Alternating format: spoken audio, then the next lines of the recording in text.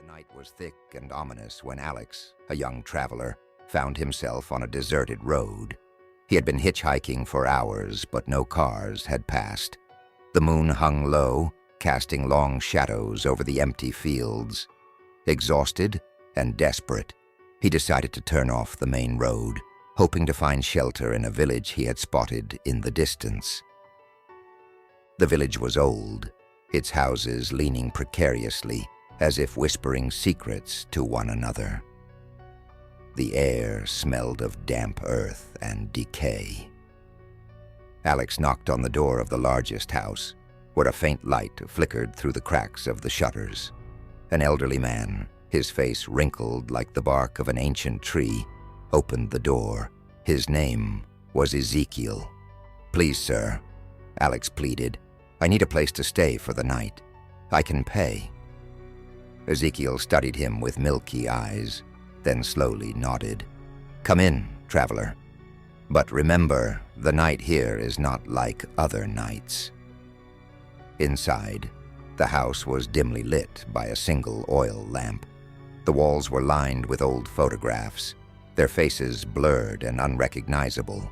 Ezekiel introduced Alex to his wife, Martha, a hunched woman with a voice like rustling leaves. She offered him a bowl of stew, which he ate gratefully, though the meat tasted strange, gamey, and metallic. When the clock struck midnight, Alex was shown to a small upstairs room. The bed creaked under his weight, and the sheets smelled of mildew. He tried to sleep, but the house was alive with sounds, faint whispers, creaking floorboards, and the occasional distant wail. Alex lay in bed, trying to fall asleep, when he heard a strange noise outside the door. At first it was a light creak, then a shuffling, as if someone was crawling on the floor. Alex's heart raced. He listened closely. The shuffling grew closer. The door slowly opened, and Alex saw Ezekiel crawling on all fours down the hallway. His back was arched unnaturally, and his head was turned at a strange angle. He stopped at the door and raised his head. Their eyes met.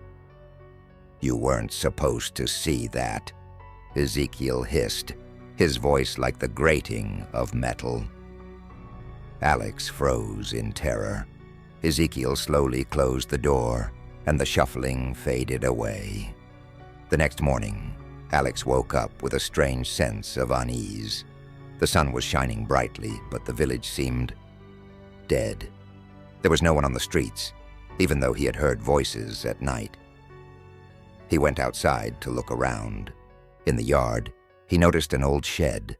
The door was slightly ajar, and a faint smell of rot wafted from inside. Alex approached and peered in. In the corner, he saw a pile of old bones, and on the walls, strange symbols were drawn in something dark. On the floor lay a torn sack, with tufts of hair sticking out.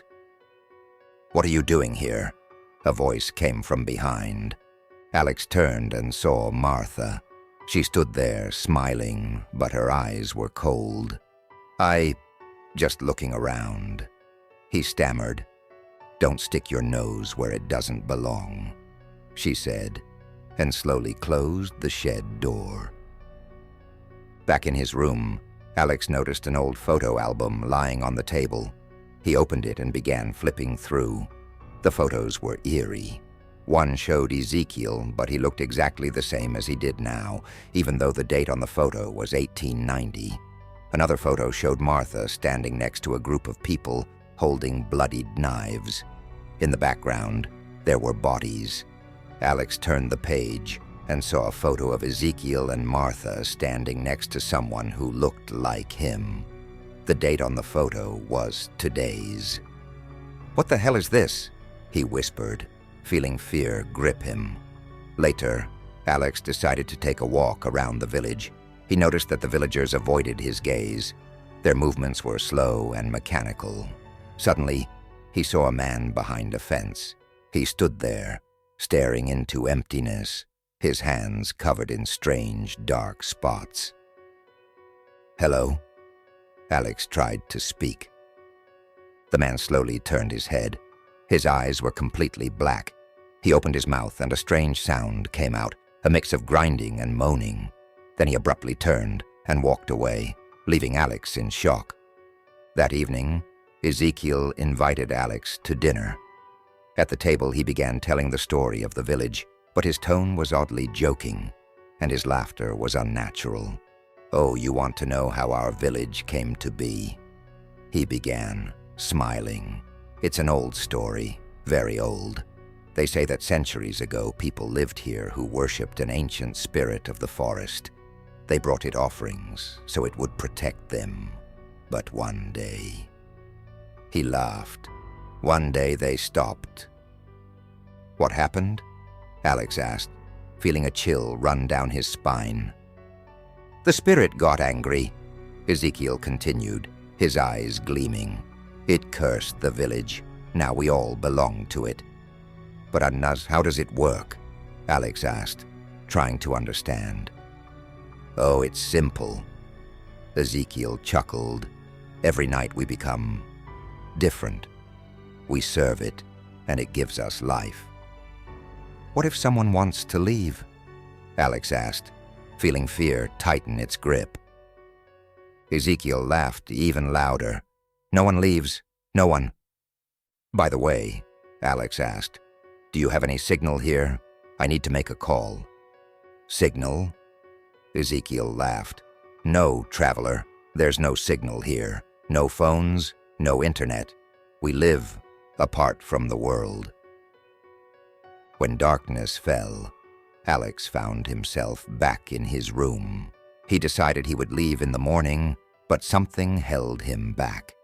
Suddenly, he heard strange noises outside the door. The whispers grew louder, and then there was a knock. "Alex," Martha's voice whispered, "are you asleep?" He didn't answer. The door slowly opened, and he saw Martha standing in the doorway. Her eyes glowed in the dark, and her skin began to crack, revealing black, shiny flesh. "You must stay with us," she hissed.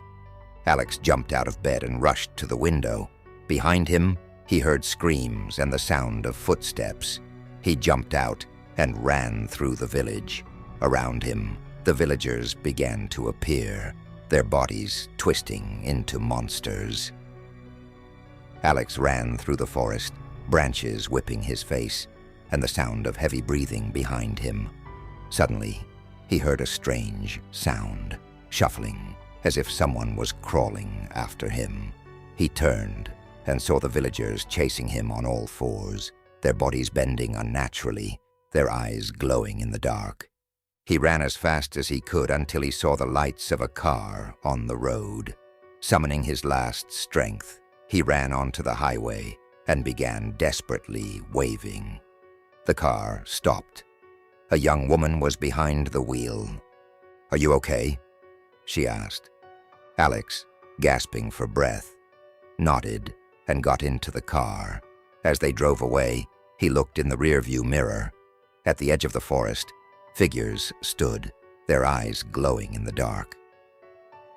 Alex never told anyone what happened in that village, but he tried to find information about it. He searched maps, archives, and asked locals, but the village seemed to have disappeared. No one knew of its existence.